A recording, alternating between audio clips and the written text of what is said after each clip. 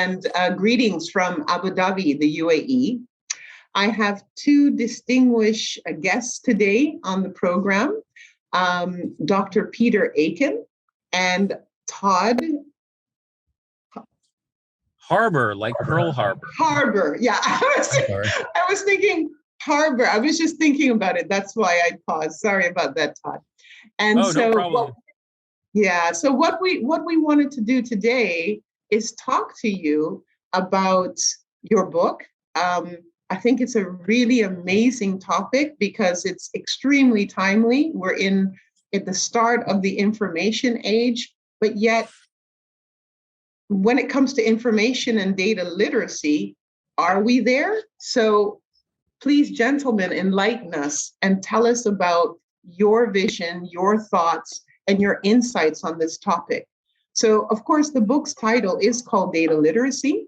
But, the audience, even people who are data professionals, don't really know very much about this because, to be quite honest, it's a topic that's kind of just come into, the forefront of mass media.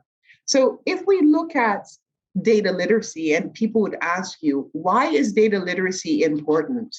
Can you kind of tell us, based on the chapter in your book that's called Data Illiterate Society, what's your opinion about the society's level of literacy? And also, why is it important to be data literate? Todd, do you want to go first? I was just going to say the same thing, Peter. How about you go first? So we've both been working in the area of data for many, many years. And this is the third book that Todd and I have co-authored together. So we've just kind of kept running into a frustration, first of all, that we were preaching to the choir. And while there's nothing wrong, it's very comfortable to preach to the choir. The real element of this is a societal one. And that's the angle we took in the book. I forget whether Todd came up with the term, but I think it was Todd came up with this term, perpetual involuntary data donor. If you don't know much about data, you will be a PID. In fact, you probably already are a PID. And what that means is you are very much like the batteries in the matrix. Those would be the human beings that were supplying all of the energy for the machines to get their stuff. And it turns out there's an industry currently called surveillance capitalism that is designed to do exactly the same thing, with the small exception that they're not sticking electrodes in us at this point in time and doing this. And Todd, I've been in the academic world working in the private sector. You've been in the private sector working in the academic world, but from the private sector, I don't think you see a whole lot of improvement, do you? No, we see very similar things. And, one of the things that struck us is when you step back and you just look at how the term or how the phrase data literacy is used today. Like many other things in the data space, there's no common definition. If you were to go talk to folks who come from an engineering background, they'll have their own definition of really what a data literate person is, and they're really referring to the ability and knowledge of using different tools and technologies to largely process and exploit data. And when Peter and I started, literally just talking over coffee and considering this topic, we quickly came to the common understanding that society as a whole really needs to have a much better grasp about what's going on. And I think Peter would agree with me that we're starting to see a stratification of people who are data literate, they understand the technology and the application and use of the data, and those who aren't. And it's a pretty frightening thing when you look at what's happening behind the scenes. So we chose this perspective to kind of raise awareness, maybe a little bit of call to arms, and just put some information and ideas out there that I think others should review and critique, for good or for bad. Right. I mean, that's a really interesting point that you bring up about data literacy within the perspective of the larger society, like civilization. Because I think, being a data person, among ourselves, we're talking about, our profession and making your own skill set deeper, more richer, so that you can contribute to organizations or governments, whatever it is. But the angle that you both have chosen in this book is actually not really solely pointed to data professionals. It's really pointed to the society at large. So that's a really big, let's say, challenge that you've taken on, which I personally find really refreshing. I mean, if we look at the second question, there's this concept about levels of literacy, or, different types. Can you talk to the audience a little bit about that? What do you mean? So the real interesting thing is when you do a literature review to see what other people have written about this topic, first of all, it is mainly data people trying to talk to other people. And the arguments are about whether you need 5 years of statistics to be a data scientist or 10 years of statistics to be a data scientist. And those are good discussions, and we should absolutely have them, but they simply won't move the needle. And in order to move the needle, we have to hit the 1.5 billion knowledge workers out there, because that really is the definition of a knowledge worker. All knowledge workers work with data. And if they don't know how to do that, then they become less productive as knowledge workers and more vulnerable as citizens. Right. And that's something that's really interesting, because you're talking about two worlds that need to coincide, like they need to coexist.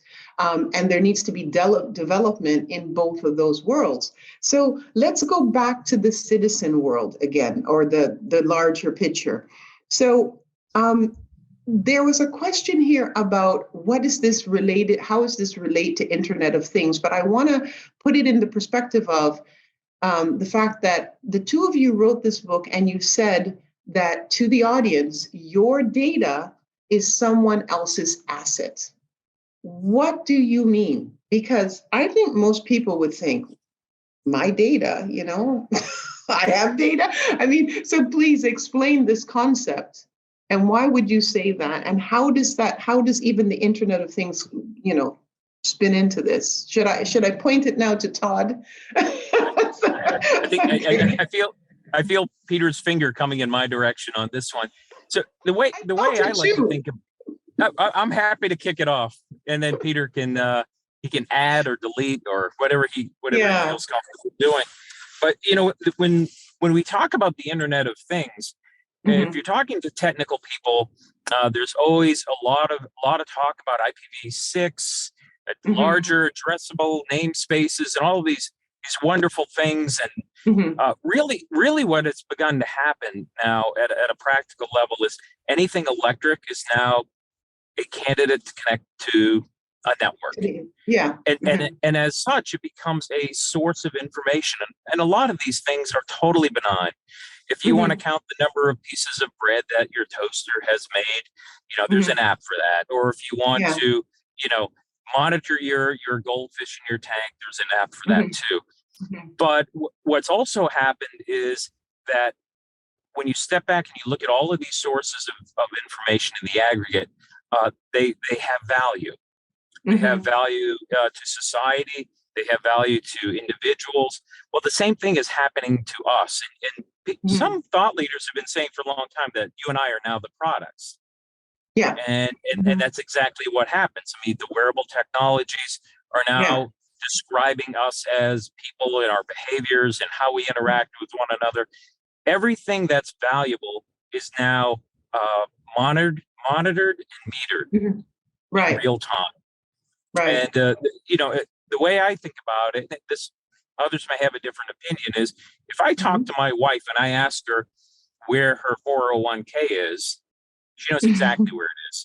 She can tell me exactly how much money is in it. She can tell me everything about it. If I ask her about some present that her mother gave her, she knows exactly where it is. It's in her bedstand next to her bed.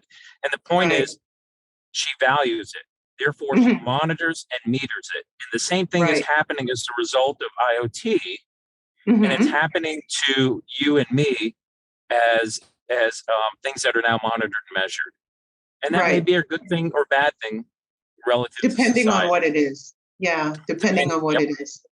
I really love being in discovering different industries. I find it fascinating, all the different contexts and stories, and being a data chick, I love seeing that data can make such a big impact all over the place. It's wonderful. It's not all bad. You can do good. That's right. Data. Okay. All right. Well, thank you very much, Althea.